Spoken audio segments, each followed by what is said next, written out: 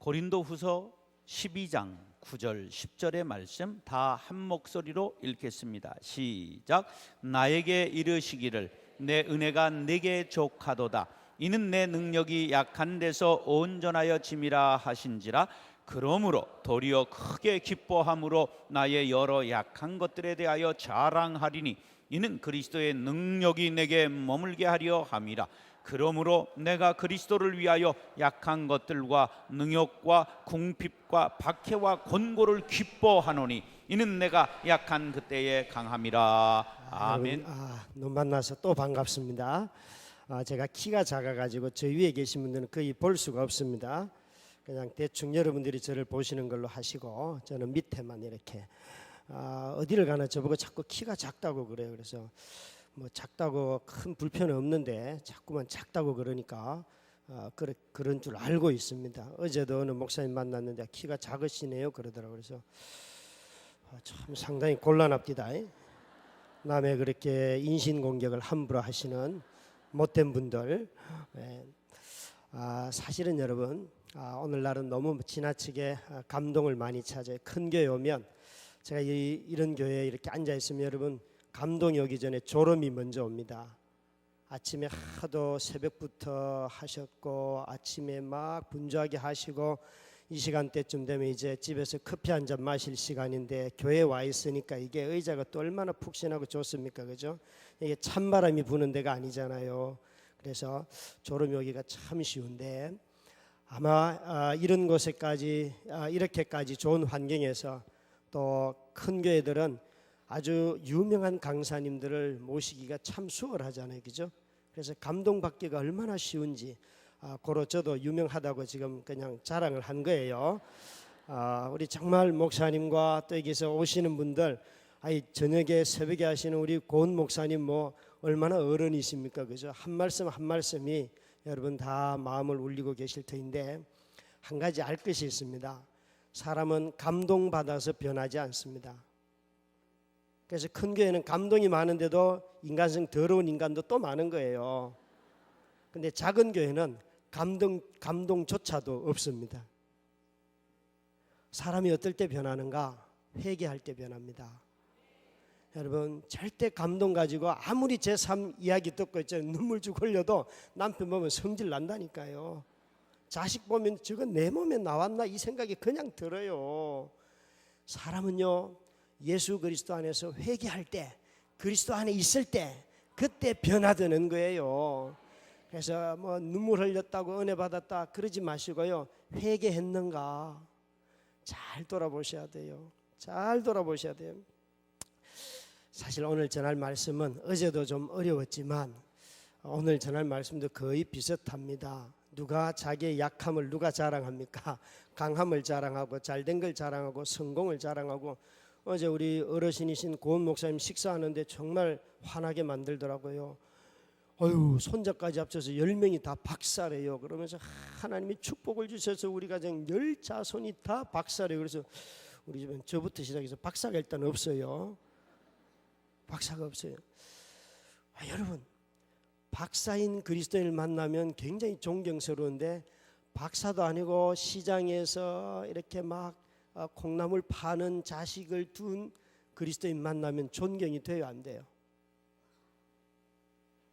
이 돌 맞는 분위기인데 이건 우린 너무 지나치게 우리가 이 땅에서 얻는 어떤 결과를 가지고 그리스도의 영광을 드러내려고 하는 경향이 너무 많아요. 아무 상관없습니다, 여러분. 잘 돼서도 그리스도의 영광을 드러내는 사람이 있는가 하면 잘 돼서도 그리스도의 영광을 전혀 드러내지 못하는 사람 너무너무 많고요.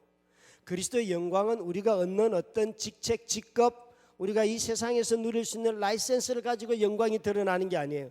그의 삶을 통하여 드러나게 돼 있어요. 그래서 어떤 삶을 살든지 어떤 형편에 처했든지 간에 그 삶이 그리스도인다우면은 그 사람은 영광이 나타나는 거예요. 여러분 이런 면에서 자유하셔야 되는데 오늘 전할 말씀이 또 그런 말씀이에요. 그래서 이게 참 어렵습니다.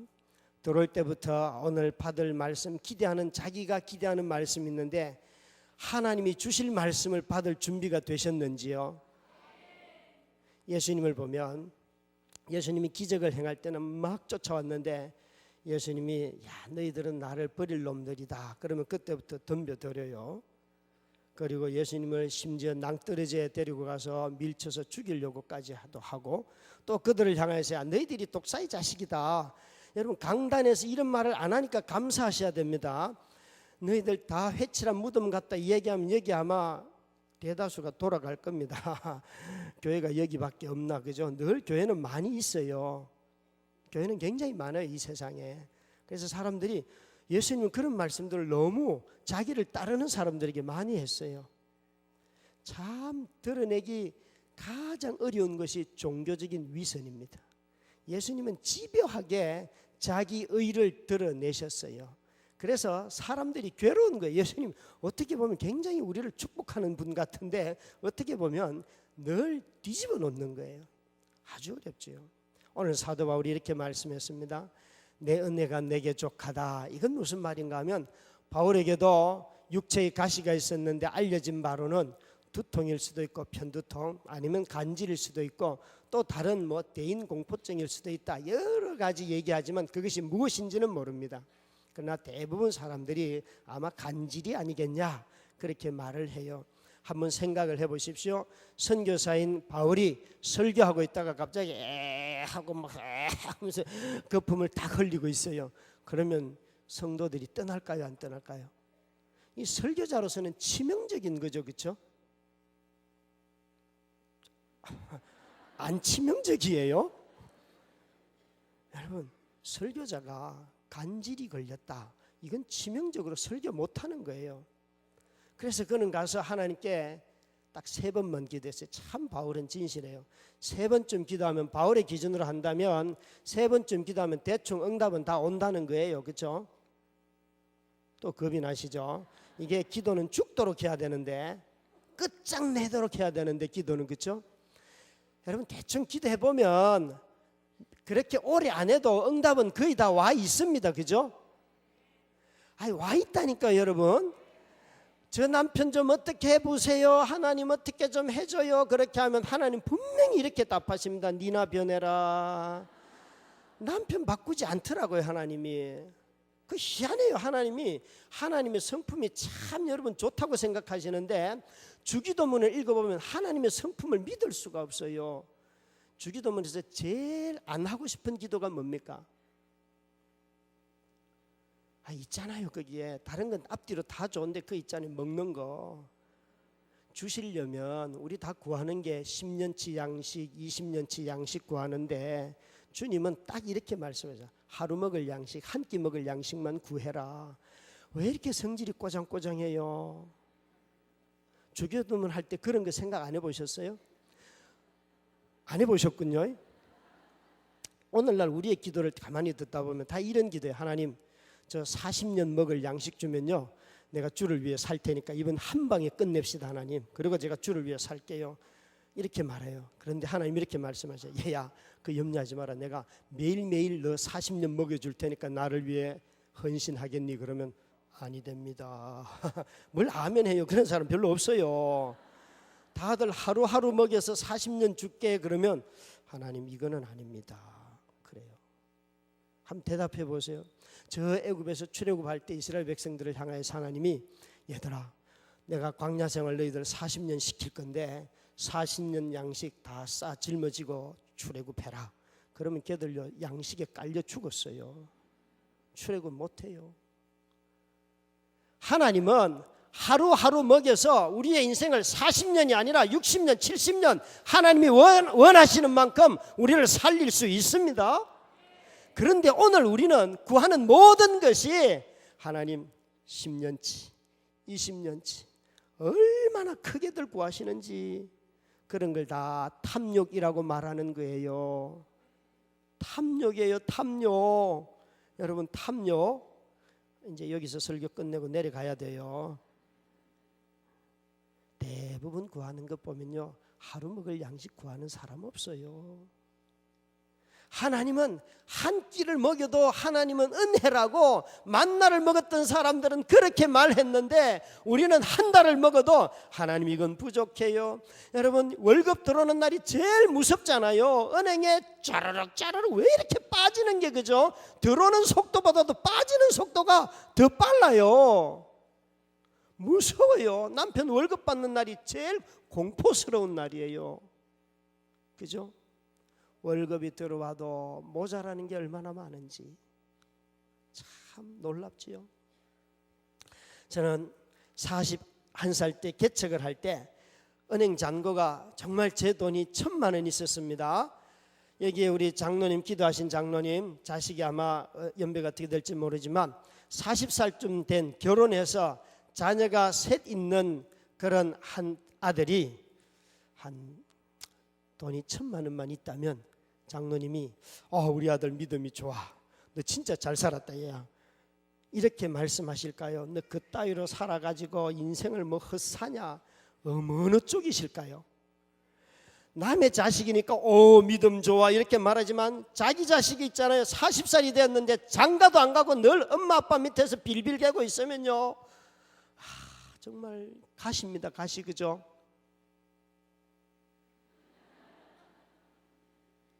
남의 자식은요 잘 받아들이세요, 같이 잘 살아 이렇게 권면하지만요 자기 자식은 안 된다니까요. 40살 때 정말 1,000만 원이 있었어요. 근데 하나님이 개척을 해라 그래서 개척을 한 거예요. 개척을 했어요. 하나님 돈은 없는 건 없는 건 아시니까 사람이나 붙여주세요. 그렇게 했는데 사람을 붙여주셔서 지금까지 했어요. 그리고 난 뒤에 아내가 쓰러졌는데 돈 없는데 어떻게 해요? 저는 젊을 때 학생사회 갈 때 객기가 좀 많아요. 제 설교가 좀 객기가 많죠. 그죠? 원래 이렇게 설교하지 않는데 나와서 이렇게 하는 한두 번 설교는 거의 이렇게 합니다. 원래 본문을 중심으로 설교를 그래도 좀 하는데요. 여기서는 그렇게 안 해요. 근데 젊을 때 조지 뮬러의 5만 번의 응답받은 기도 그 책을 읽고 너무 은혜가 되었어요. 저도. 그래서 어느 날 사역하는데 돈이 떨어져서 앉아가지고 저도 누군가 돈을 갖다 주면 사역하러 갑니다. 그리고 앉아서 2시간을 기도했는데 아무도 안 오더라고요. 그래서 벌떡 일어서면서 사무실에 전화하고 야 은행으로 계좌 이체를 해줘라. 그래서 사무실에 부탁을 하고 그리고 출근을 한 적이 있는데 그때 제가 앞으로 책을 쓴다면 첫 번째 책의 제목은 10만 번 거절당한 기도. 이게 내 기도 책이다. 이게 그렇게 오래전에 했는데 다행히 그런 책을 먼저 쓰지 않고 난 당신이 좋아를 썼어요. 아내가 쓰러지고 난 뒤에 그 해에 한 5개월 동안이요 은행 통장에 알려준 적도 없는데 그 통장에 들어온 돈이요 보험금 합해서 1억 5천만 원이에요. 저는 그런 돈을 개인적으로 만져본 적이 없습니다. 둘째 해에 1억 2천만 원이 들어오더라고요. 셋째 해에 1억 가까이 들어오고요. 계속 들어오요. 처음 병원 5개월 동안 있으면서 1억 5천쯤 보험금 타고 나니까 들어오는 거 보면서 겁이 나는 거예요. 하나님 이 돈을 다 어쩌자고요. 은행에 병원에 물어보니까 많으면 한 8천만 원 정도 든다 그러더라고요. 근데 한 7천만 원 들었거든요. 그래서 들어오는 돈을 하나님 그 내 돈 아니에요. 나는 7천만 원만 내 돈이고 나머지는 다 헌금을 했어요. 이것저것 저도 궁한데 막 누구 차도 사주기도 하고요. 사역하는 후배 차가 없다 그래서 뭐 금반 없다 그래서 저런 아주 좋은 신디사이즈 사준 데도 있고 뭐 하고 막 정말 여러분 개척교회 하면서 개척한 목사가 가장 많이 헌금하게 하시더라고요. 하나님이 놀라웠어요. 저는 작년에 저희 다 교역자들 세금을 내거든요. 소리 소문 없이 다 그런 거 다 잘 해요. 여러분 세금 다 잘 내는데 그 기부금 영수증을 끊어달라고 그러니까 재정집사님이 2,400만 원을 끊어주는 거예요. 그래서 너무 감사해가지고 집에 와서 아이들을 다 모아놓고 야 우리 하나님께 우리가 1년 동안 아빠가 이런 헌금을 드렸다. 그러니까 우리 16살 먹은 춘녀가 예리합디다. 아빠 교회에 바친 돈은 얼마예요? 그러는 거예요. 그래서 제가 웃으면서 그래 뭐 월급 다 더하면 한 2,800쯤 안 되겠냐? 뭐 다 보너스 다음 한 3,000원 되는 것 같다. 그러니까 에이 아빠 이제 드리지 마세요. 그냥 받은 거나 드린 거나 비슷하니까 그냥 쌤쌤으로 하세요. 그러더라고요. 참 목사 자식답지 않죠? 그래서 제가 웃으면서 너 계산 틀렸다. 아빠가 헌금을 2,400만 원을 했다는 것은 하나님이 제게 얼마를 주셨을까요? 곱하기를 얼마를 해야 될까요 이거? 여러분 제가 자녀에게 그랬어요. 하나님이 내게 주신 돈은 이게 아니야. 적어도 6, 7천만 원은 하나님 주신 거야. 다 썩어도 이렇게 하나님 앞에 드린 거야. 그러니까 애가 이제 계산이 이제 드나 봐요. 야, 여러분 저는 이해할 수 없는 게 한 가지 있어요. 아내가 쓰러지고 난 뒤에 한 3년인가 지날 때 어느 날 하나님 내가 이제 돈 달라 그랬어요. 그러면서 막 울었어요. 아내만 이렇게 주시면 되지 왜 돈은 주시면서 아내는 어떤 변화도 없는 이 하나님 정말 돈을 좋아하는 사람에게 돈을 주면 좋겠는데 돈 별로 얘기하지도 않는 사람에게 돈은 주시는데 아내는 누워 있는 거예요. 여러분 돈이 좋으시죠? 그죠? 안에 누워있고 차라리 돈 얻는 게 낫지요. 여러분 그냥 솔직하게 말해보세요. 솔직하게. 오늘이라도 당장 있잖아요. 배우자는 그냥 쓰러져 있고 하나님 돈만 주시면 저 행복하게 살 수 있어요. 그런 마음 있어요? 없어요? 없답니까? 제가 만난 사람들은 성도들은 다 있다던데. 제가 어느 날 정말 그랬어요. 밤에 기도하다가 하나님 내가 언제 돈 달라 그랬어요. 마누라만 이렇게 주시면 될 일을 왜 메인 음식은 하나도 안 주시고 사이드 음식만 자꾸 주시냐고요. 그랬는데요 놀랍게도 5년이 딱 지나면서요 어느 날 새벽 기도에 앉아가지고 하나님 돈 주세요 돈 주세요 그러고 있더라고요. 사람은 몰라요. 그래서 그해 새벽에 나오는 모든 성도들은 우리 목사님 돈떡 올랐다 돈떡 올랐다. 우리 막 제가 자유롭듯이 우리 성도들도 광고는 우리 집사님들이 나와서 하는데 우리 목사님 요즘 새벽 기도의 기도 제목은 돈 달라 밖에 없어요 그러더라고요. 그래서 여러분 인생을 이해할 수 있겠어요?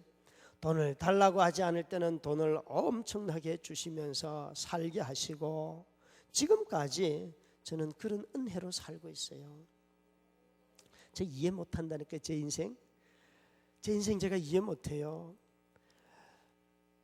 책을 이제 난 당신이 좋아 썼잖아요. 여러분 실망했습니다. 뭐 그 정도 책도 안 팔아주는 아주 실망했어요. 진짜 책을 안 읽는 일산에 사는 이 여자들은 무식하다. 제가 어디 가든지 이제 그렇게 얘기해야겠어요. 좀 학식이 있는 줄 알았더니만 사람이 학식도 없고 예의도 없고 말이지. 그러시면 안 돼요 사람들이. 책을 썼잖아요.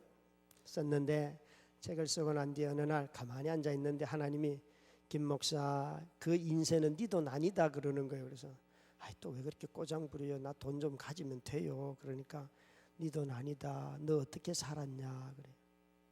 제가요 지금까지 교회에서 주는 돈 가지고 가정 못 꾸립니다. 세 자녀와 병든 아내 간병하는 것만 해도요 교회에서 주는 돈 거의 다 들어가면 땡입니다. 그런데 약속이나 한 듯이 사람들이 보내주는 후원금이 있어요. 제가 너 보내라 너 이번 달 이런 게 아니에요. 그냥 보내주는 거예요. 희한합디다.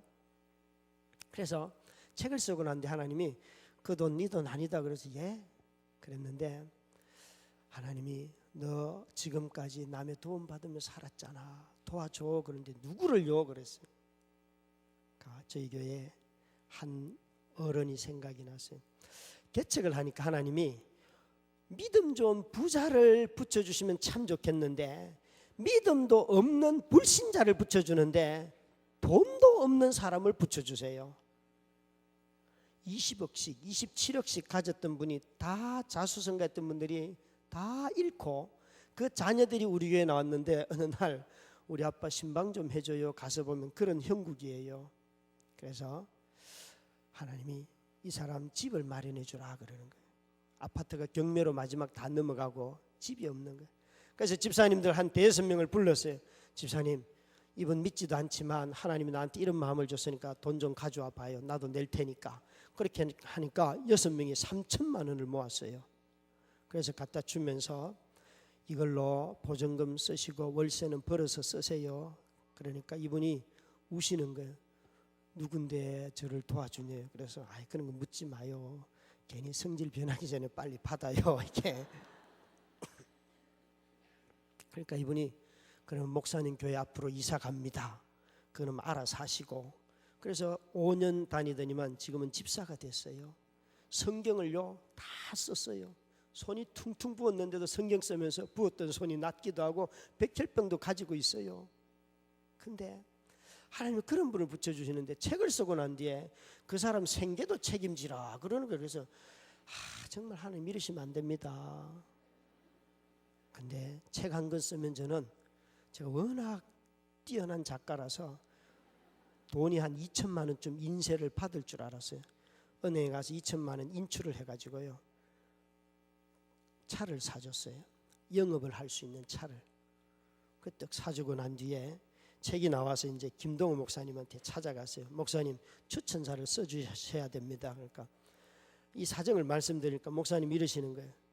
김 목사, 내가 책을 많이 써봐서 아는데 하나의 책 가지고 2천만 원 버는 거는 불가능하다 그러더라고요. 속으로 목사님은 안 될지 몰라도 저는 됩니다. 그랬는데 안 됐어요. 그래서 그 목사님이 이러시는 거예요. 김 목사, 내가 도와줄게.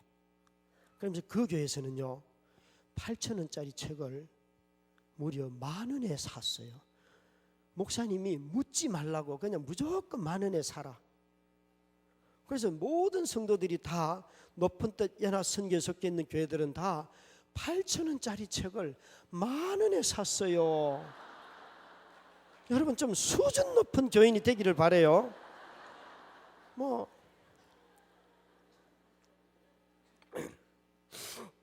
그런데 어느 날 목사님이 저를 부르시더라고요.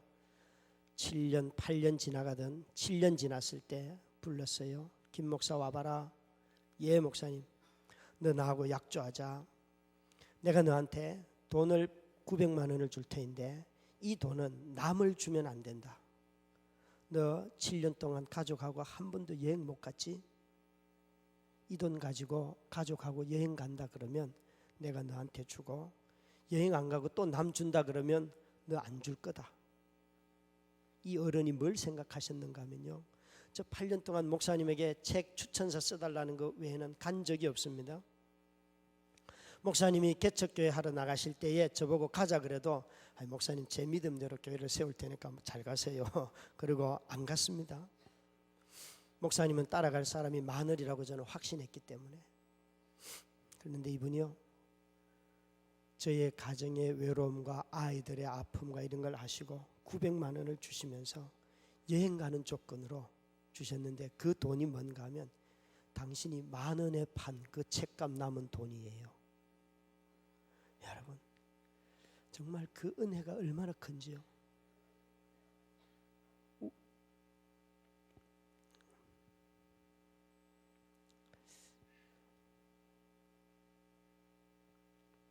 그래서 저도 그 책도 쓰기 전에 우리 어느 집사님에게 라보 그 트럭을 사줘서 지금까지 영업을 하면서 그렇게 그 가족이 살고 있어요. 살고 있어요.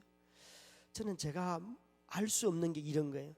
무슨 하나님이 뭘 주시고 하면 이게 꼭 어디 필요가 있어서 주시더라고요. 저는 일종의 파이퍼와 같아요. 저를 통해서 어딘가로 흘러가는 거예요. 흘러가는 거예요. 그래서 여러분들이 책을 사야 할 이유가 있다니까요. 좀 수준 높은 성도들이 될 이유가 있다니까요. 하나님이 저의 약함 속에서 너무나 많은 은혜를 보게 했어요. 어느 날 오살리 금식기도원에 갔더니만 오는 강사들마다 짜증나게 11조 안 한 성도가 있습니까? 막 따지면 목사가 11조 안 했을 리는 없겠잖아요. 그죠? 주일 다 잘 지켰어요. 그런데 이렇게 말하더라고요. 순종하면 기적이 일어납니다. 그래요. 어느 날 극동방송에 설교하러 갔더니만 김장한 목사님 앞에 계시더라고요. 사람을 만나면 역사가 일어나고 하나님을 만나면 기적이 일어납니다. 그 책 때문에 제가 너무 힘듭니다. 목사님, 저는 사람도 만났고 하나님도 만났는데 목사님 말씀하신 기적이 안 일어나가지고 제가 지금 힘들어요. 그런 책 좀 쓰지 마세요. 그러니까 목사님이 웃으시면서 막 바로 저 김 목사 저 편성해라 그러더라고요. 그래서 저는 방송하고는 별로 관련이 없습니다. 그러고 거절하고 말았는데요. 여러분 참 오살리 금식기도 가니까 순종하면 기적이 일어난다 그러는데 머릿속에서 이스라엘 백성들이 기적을 제일 많이 봤던 때가 언제인가 이렇게 머릿속으로 더듬을 보니까 언제예요? 광야에서 출애굽할 때지요. 순종 많이 했지요. 원망하니까 고기가 떨어지고, 원망하니까 물이 솟고, 원망하니까 원수가 싸워서 이기고요. 뭐 희한해요, 그죠? 그래요, 안 그래요? 여러분 아파 보면요, 아파 보면 모든 것을 뒤집어 볼 수 있는 사고의 전환이 일어납니다. 무엇이 진실한 건지를 깨닫기 시작해요. 겉으로 있던 안개와 같은 아주 희미했던 것들이 늘 축복 이야기하면서도 한편으로 불안한 것들이 왜 불안한지 그것은 진리 위에 서 있지 않기 때문에 그래요. 그것을 깨닫게 돼요. 내 확신 가지고는 절대 축복은 오지 않아요. 그래서 가만히 앉아서 이게 뭐냐? 아니 불순종해도 먹을 것 다 먹고, 아니 광야에서 여러분 뭐 20살에 나와가지고 40년 동안 살다가 죽었으면 60 정도 살았으면 광야에서 길게 산 거죠, 그죠? 광야에서 더 이상 뭘 살겠어요? 60살까지 살았으면 됐지. 놀랍더라고요. 앉아서 가만히 이게 뭘까? 여러분 하나님은 우리가 불순종해도 자기 백성이라고 하는 자기 자녀라는 신분이 있기 때문에 우리 가운데 역사하시는 분이세요. 여러분 자식들이 여러분 말을 다 듣기 때문에 오늘 아침에도 밥을 줬어요. 그 아이 굶어 죽었어요. 벌써 오래전에.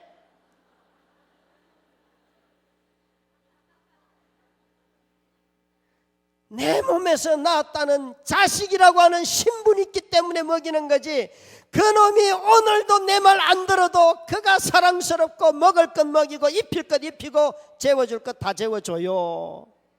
때로 성질은 부리긴 해도 그걸 깨닫는 순간 기적으로부터 자유하기 시작했어요. 아이고 되더라도 기적이 일어날 수 있고요, 하나님이 어떤 분이신데 하나님의 그 너그러운 사랑 앞에 내가 인생이 어려워서 원망할 분이 사람이 아니고 하나님밖에 없는데 내가 당신 앞에 원망하지 누구한테 원망해요?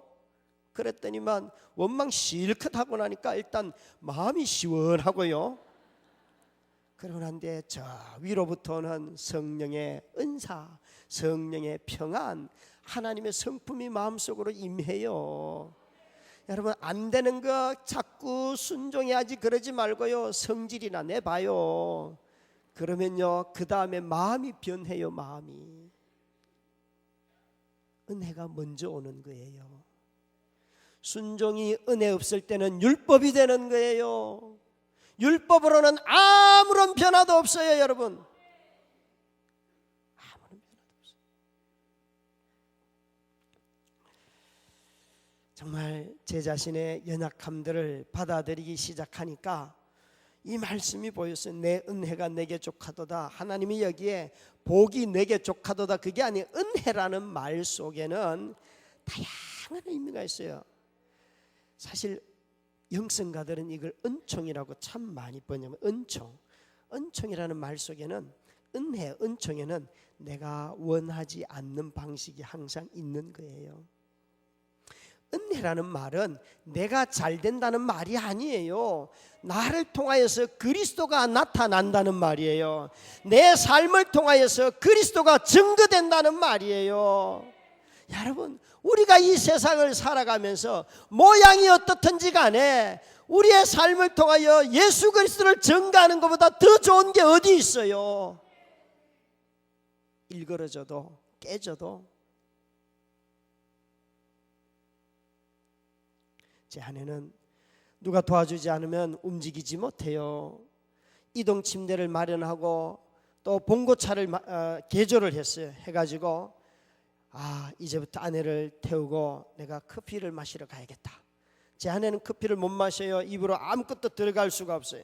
식도로 내려가는 모든 음식은 뉴케어라고 하는 특수 제조된 그런 중환자들이 먹는 그걸 튜브를 통해서 내려가기 때문에 맛이라는 건 몰라요. 그런데 마음을 바꾸었어요. 이제 병든 아내와 함께 살기로 한 이상 이 아내와 함께 일주일에 한 번씩은 커피숍도 가고 친구도 만나고 해야겠다 해서 아내를 이동 침대에 태우고 봉고차에 싣고 한 달 전에는 홍대 앞에 갔습니다. 가서 홍대 앞에서 쇼핑 아닌 쇼핑도 하고요. 또 지지난주에는 코스모스 축제도 가기도 하고요. 그리고 이제 이번 주에는 주일 저녁에 제 아내를 제일 좋아하는 아내와 캠퍼스에서 오랫동안 사귀었던 친구를 만나러 춘천에 가요. 그런데 처음 아내를 혼자 있잖아요. 데리고 사람들 앞에 노출시키니까 제가 막 두려움이 몰려오는 거예요. 홍대 앞에 아내의 이동 침대를 딱 밀면서 딱 섰는데요. 사람들이 시선이요 견딜 수 없었어요. 그래서 그 다음에 이동할 때는 누구 같이 가자고 두세 명씩 불러내요. 그래서 구리의 코스모스 축제에 갔는데 저와 제 아내와 간병해 주시는 권사님과 그 다음에 제가 초청한 세 분 목사님이 두 분이 배우자를 모시고 나왔는데 한 대여섯 명이 쫙 서서 가니까요. 저 사람들이 의식이 안 되는 거예요. 너무나 자유롭게 가서 그냥 한 켠에 세워놓고 우리끼리 대화하고 아내도 듣고 그냥 그런 모든 것이 되는 거예요. 이게 얼마나 큰 은혜인지요. 사람들과 한 장소에 한 곳에 이동 수단만 확보가 돼도 갈 수 있다는 것이 얼마나 큰 은혜인지 몰라요. 아내한테 가기 전에 늘 물어요. 여보, 오늘 당신 갈 수 있겠어? 가도 괜찮겠어? 그러면 괜찮다는 거예요.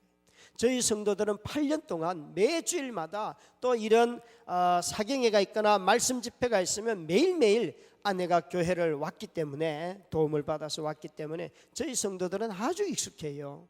그러나 일반인들은 굉장히 두려워합니다. 어찌할 바를 모릅니다. 그런데 노출시키면 시킬수록 하나님의 은혜가 훨씬 크고요. 이루 말할 수 없는 기쁨이 있어요. 여러분, 제가 어제 제 은밀한 부부간의 이야기를 해서 여러분 놀라셨죠? 놀라셨으리라고 봐요. 근데 저는 그것이 제 자신이 목회자들이 금기사항이다 그런 게 아니에요. 오늘날 우리가 너무나 쉽게 걸려 넘어지는데 저 또한 그 씨름을 많이 해왔기 때문에 그것을 이겨나가고 극복하고 도움을 받고 하면서 왔기 때문에 그래요. 어느 날은 너무 힘들 때에 의정부에 사는 친구 목사 보고 밤에 오라 그랬어요. 야, 누구야 빨리 와라, 안 그러면 내가 사고 칠 것 같다. 그러니까 얼른 왔어요. 오자마자 이 후배 목사가, 친구죠, 후배 목사 저를 탁 저희 거실에서 껴안아주면서 형, 술 사줄게, 나가자.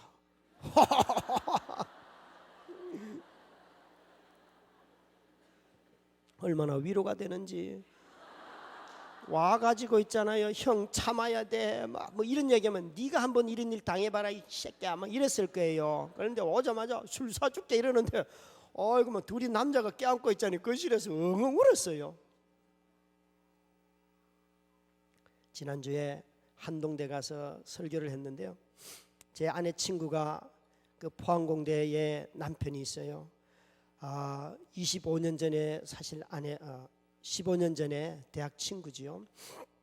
근데 저는 처음 만나는 자매예요. 미국에서 공부를 하다 왔는데 처음 만나는 장소에서 저한테 첫 번째 질문이 뭐였나 하면, 목사님, 주연이하고 부부 관계를 가지세요?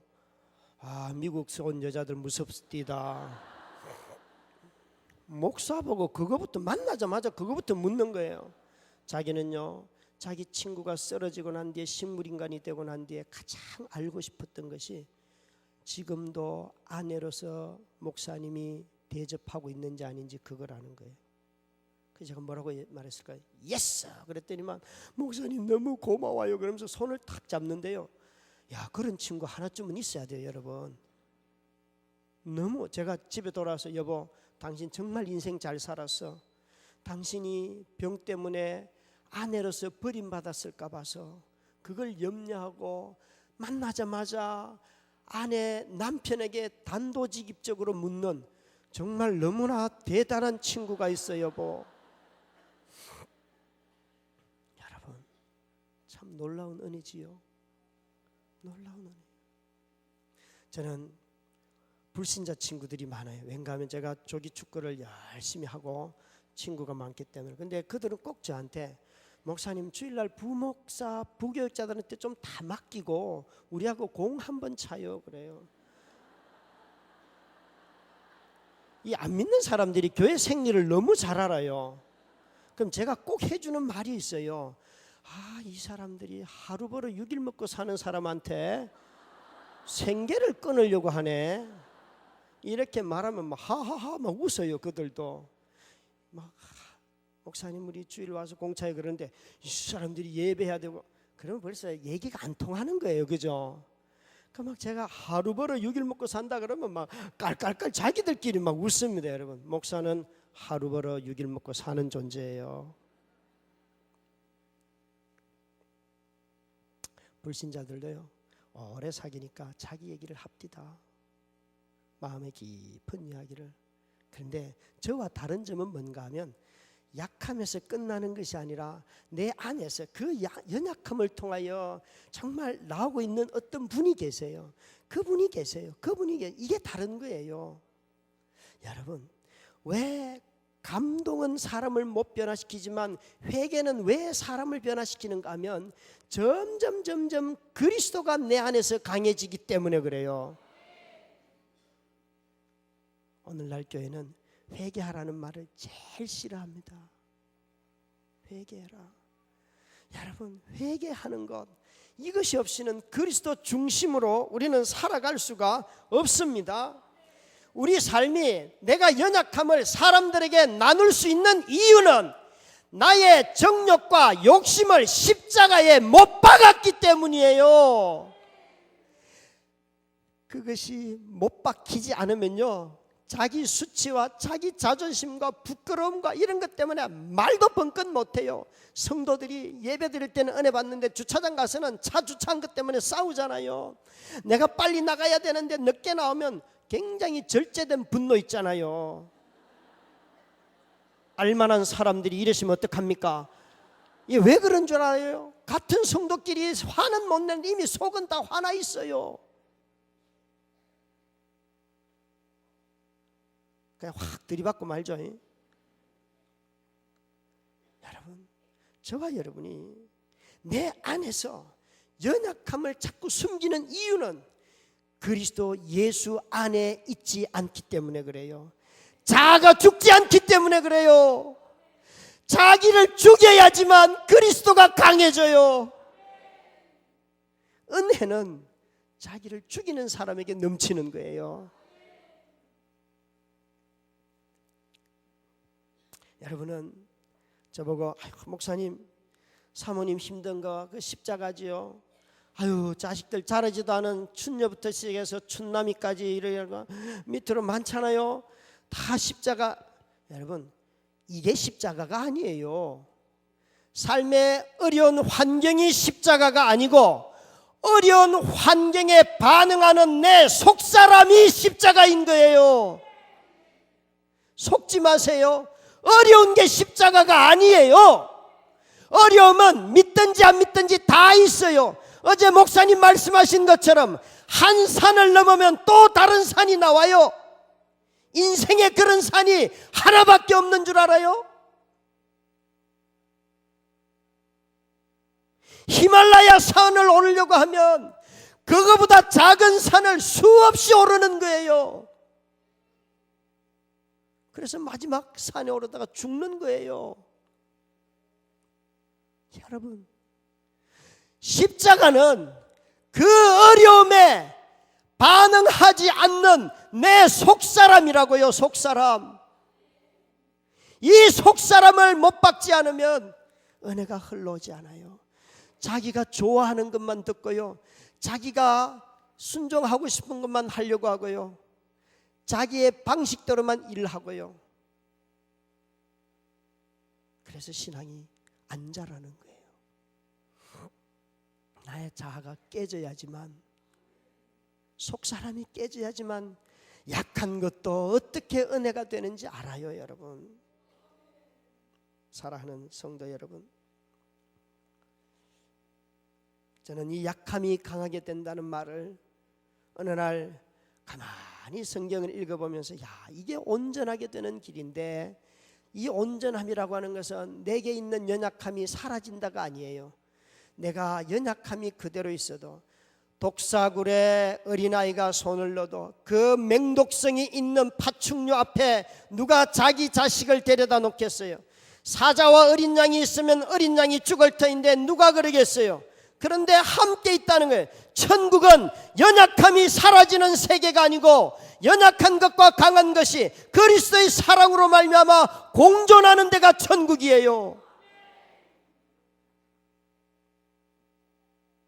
천국에 가면 장애를 입고 태어난 아이들은 장애로 태어날 것입니다.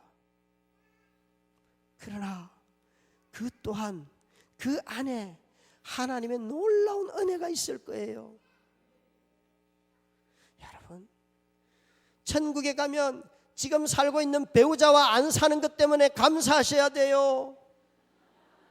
이 배우자는 여기서 끝이에요. 성도는 영원히 사는 존재지만 배우자는 땅에서 끝나니까 우리가 할렐루야라고 말해야 돼요. 그래서 배우자에게 충성해야 되지만 성도로서 성도에게 충성하는 것은 더 영원한 거예요. 여러분, 성도들의 연약함을 견디실 수 있겠습니까? 성도들의 연약함을. 우리는 다 연약한 것은 강하게 만들려고 하고요, 없는 것은 채우려고 하고요, 또한 모자라는 것은 반드시 더 보충하려고만 하는데, 정말 보충해야 할 것은 은혜예요. 은혜만 있으면 돼요. 은혜만 있으면 넘치는 거예요.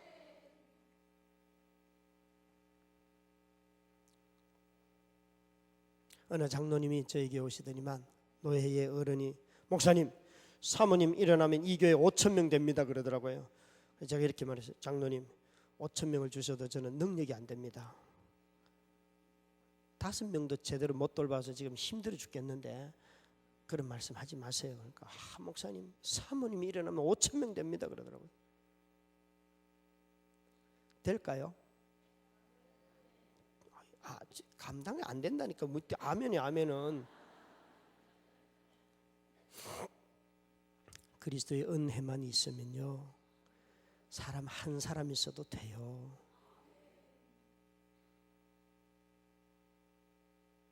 젊을 때에, 지금도 젊지만, 제가 서울시립대학이라고 하는 요즘 가장 인기 있는 대학을, 서울대학보다 요즘은 시립대가 인기가 더 좋습니다. 그렇죠?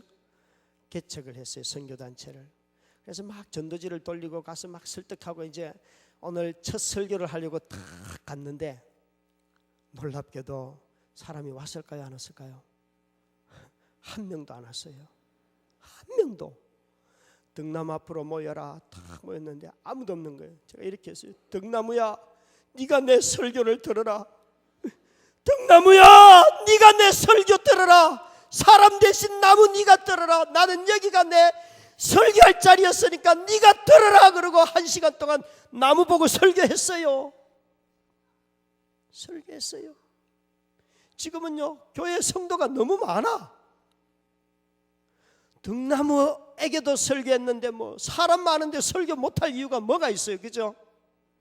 그때 그 눈물을 하나님이 받으시고 그 설교를 들으시고 그 캠퍼스에서 큰 부흥을 보게 하셨어요. 여러분, 사람 많다고 하나님의 은혜가 큰 게 아니에요. 사람 없어도요, 은혜를 입은 자들에게는요, 광야를 혼자 걸어가도요, 주님밖에 안 보이는 거예요. 나의 연약함이 보이는 게 아니고요, 내 모자람이 보이는 게 아니고요, 내 완악함 속에 임하는 십자가의 은혜, 예수 그리스도가 보이는 거예요. 여러분, 오늘 우리 성도들의 눈에는, 은혜를 입은 자들에게는 그리스도가 보여야 하는 거예요. 남편을 통하여 그리스도가 보이고, 자식을 통하여 그리스도가 보이고, 직장에 어려운 사람들을 통하여 그리스도가 보여야 하는 거예요. 그게 은혜예요. 아내가 처음 쓰러지고 난 뒤에요, 7일 동안 고려대학교 중환자실 그 차가운 콘크리트 벽을 붙들고 막 울었어요. 정말 많이 울었어요. 아무 생각 없고 그냥 눈물만 났어요. 청소하는 아주머니들이 와갖고, 젊은 사람 이렇게 하면 몸 버려, 좀 집에 가서 자고 와, 여기 내 아내가 있어요, 내가 어떻게 집에 가겠어요, 그러면서 막 울었어요. 그런데 첫 주일날 새벽이 되었는데 교회 가서 설교를 해야 되는데 설교 준비 하나도 안 했죠.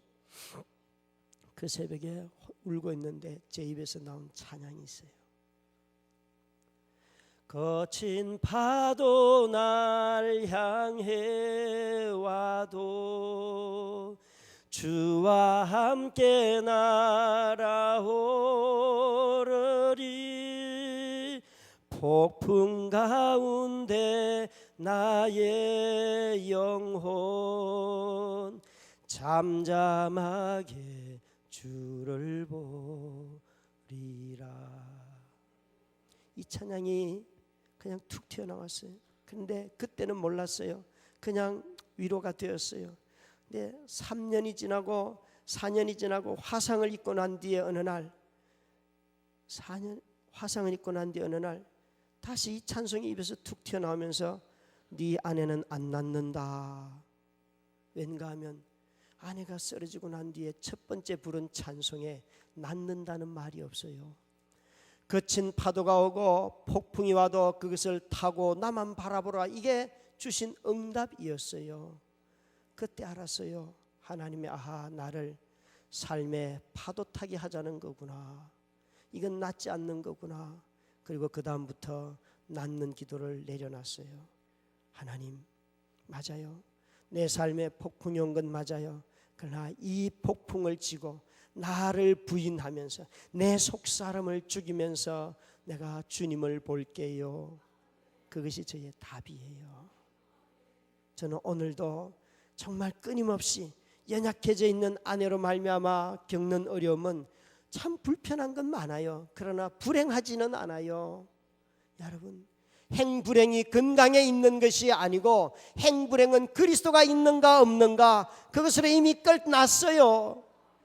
불편한데 불편한 이유는 내가 하고 싶은 대로 하지 못해서 어려웠다. 그것을 포기하는 삶을 지금도 사는 거예요. 그 찬송이 제게 응답이라는 것을 깨닫고 나니까 큰 짐이 하나 사라졌어요. 여러분, 제 아내는 안 낫습니다. 이대로 생애를 마칠 것입니다. 염려하지 마십시오. 내가 끝까지 배우자로서, 성도로서 이 아내와 함께 이 인생을 막 경주할 것입니다. 여러분,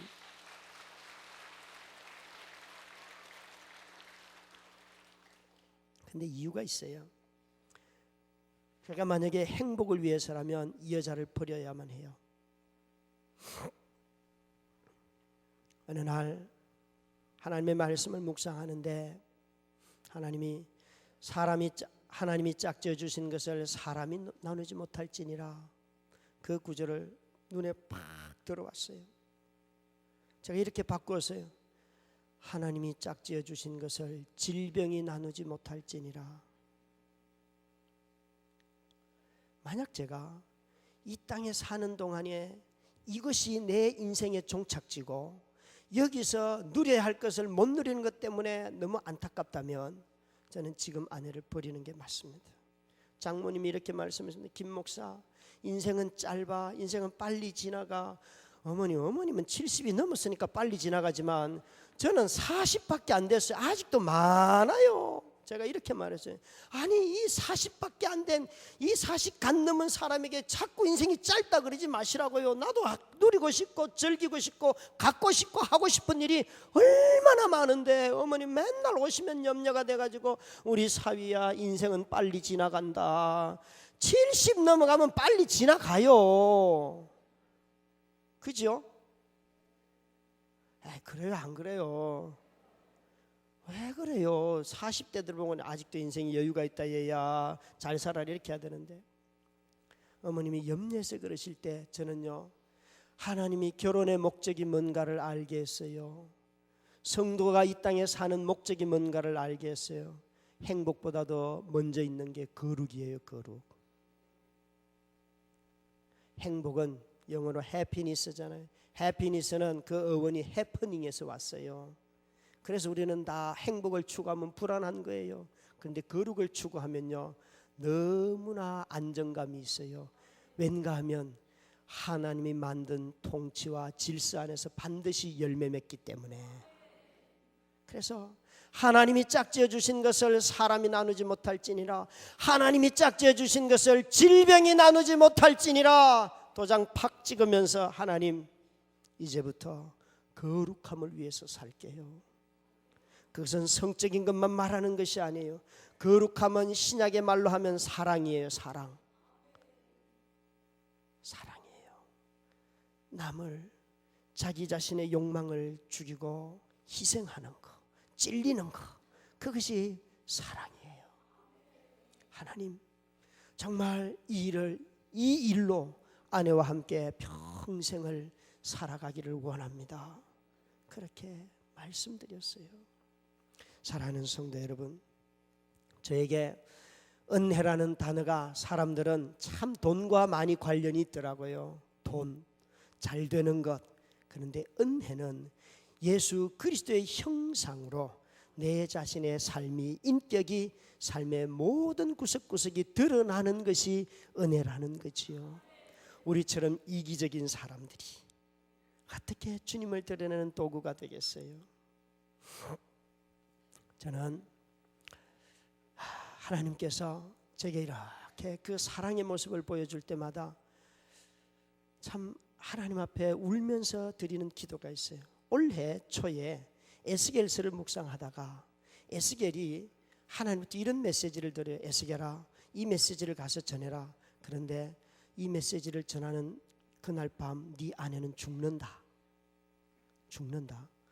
죽는데 울지도 말고 상복도 잊지 말고 조문객도 절대 청하지 마라. 아니 제사장인 예언자인 그가, 마을의 중심인 그가, 그의 아내가 죽으면 당연히 남편은 울어야 되고 또 마을 공동체에 있는 영적인 공동체 지도자의 아내가 죽었기 때문에 여러분 당연히 우는 게 맞지 않겠어요?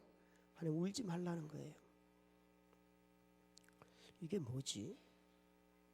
가만히 앉아서 묵상을 시작했어요. 하는데 가만히 말씀이 들어왔어요. 어떤 말씀이 제 마음속에 들어왔는가 하면 에스겔에게 이런 말 하는 거예요. 에스겔아, 나의 신부인 내 백성들이 저렇게 불성실하게 삶을 살아가는데도 아무도 나를 대신해서 울어줄 사람이 없구나. 너 맨날 너 가족 때문에 울지. 너 맨날 네 새끼들 때문에 울지. 너 맨날 너희 교회 때문에 울지. 너 제발 내 백성들 때문에 좀 울어줄 선지자 되지 않겠니? 병년아, 너 이제 그만 네 마누라 때문에 울어라. 네 자식들 때문에 그만 울어라. 그것 말고 내 백성, 하나님의 백성들인 한국교회 성도들이 오늘날 만신창이가 되어 살아간다. 이 불성실한 백성들을 위하여 책망할 자 말고 울어줄 자가 네가 되면 좋겠다. 그 메시지를 주시더라고요. 여러분, 오늘날 한국교회는 성도들 안에 들어와 있는 세속성과 성도들 안에 있는 그리스도 없는 행복, 그리스도 없는 축복, 그리스도 없는 성공, 이런 것 때문에 교회가 타락해 버렸잖아요. 이 불성실한 간음하는 여인 같은 하나님의 백성들을 위하여 울어줄 자로 네가 되었으면 좋겠다. 얼마나 울었는지 몰라요. 얼마나 울었는지. 저는 한국교회가 너무 불쌍해요. 먼저 저와 같은 목자들이 잘못 가르친 것 때문에 불쌍하고요. 정말 당회원들이 자를 죽이지 못한 당회원들이 얼마나 많은지, 그것 때문에 교회가 안 되고요. 교회 오래 다닌 사람들이 자기 자신을 부인하지 못하기 때문에 교회가 안 돼요. 초대교회를 보면 세상으로부터 세상에 세 번 두려움을 주는데 첫 번째 방언이 터졌을 때예요. 놀랐어요. 그런데 방언은 터지는 순간 조롱도 함께 옵니다. 일부의 사람들은 놀라지만 일부의 사람들은 저것들 술 먹었다, 미쳤다 그러는 거예요. 여러분 길에 나가서 오늘 집에 가서 뭐 방언 해봐요. 안 믿는 남편이 뭐라고 말하는가? 당신 술 먹었어? 단번에 그럴 거예요. 그래서 방언은 정말 두려움을 주지 않아요. 두 번째는 그 40년 된 병자가 안전뱅이가 일어났을 때 놀랐어요. 사람들이 와 놀랐어요. 그거요. 그런 일이 일어나면 사람들이 그리스도를 주목할까요? 베드로와 요한을 주목할까요? 여러분, 기적은 우리를 그리스도에게로 데려가지 않습니다.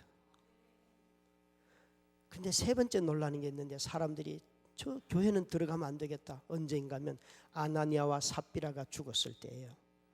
똑같이 헌신했는데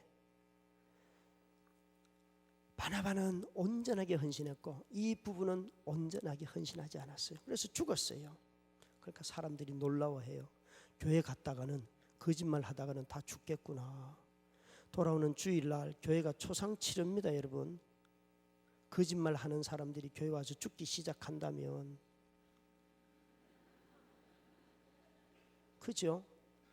비극은 뭔가 하면 교회에 재산을 드리는 사람이 없는 게 비극이 아니라 재산을 온전하게 드리는 사람도 있지만 거짓으로 헌신하는, 누구 하니까 좀 따라하는 사람들이 있는데 이 거짓 헌신을 분간해내지 못하는 지도자들의 영적인 분별력이 문제인 거예요.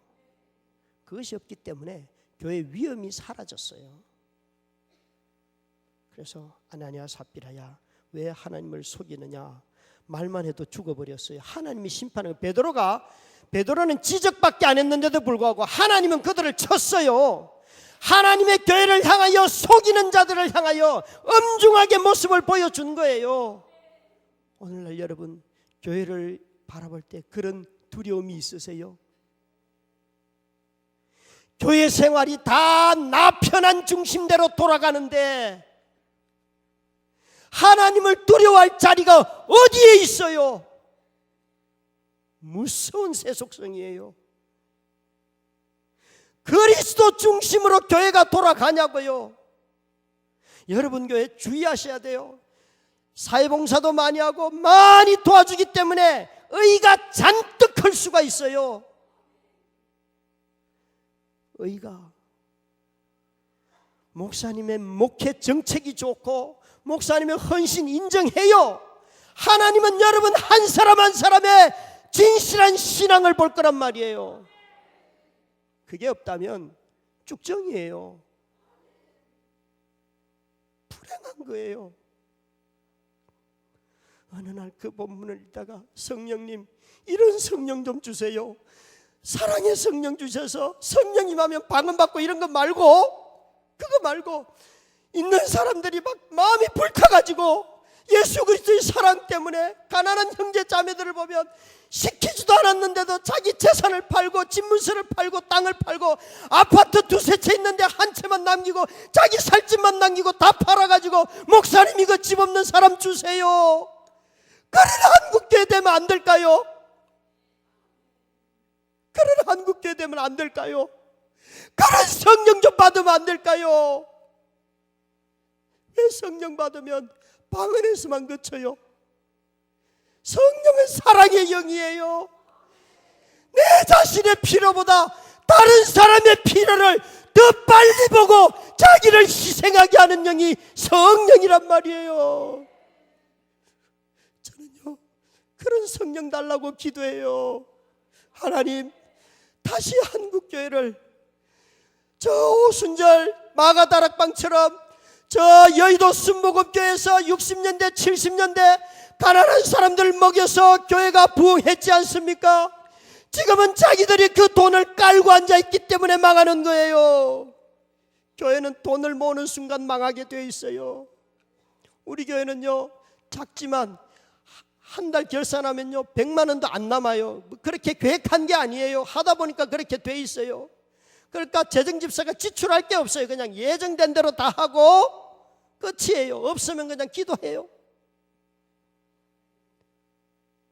여러분, 성령이 역사하는 거룩한 빛 광성교회 되기를 주의 이름으로 축원합니다. 우리는 연약해도 돼요.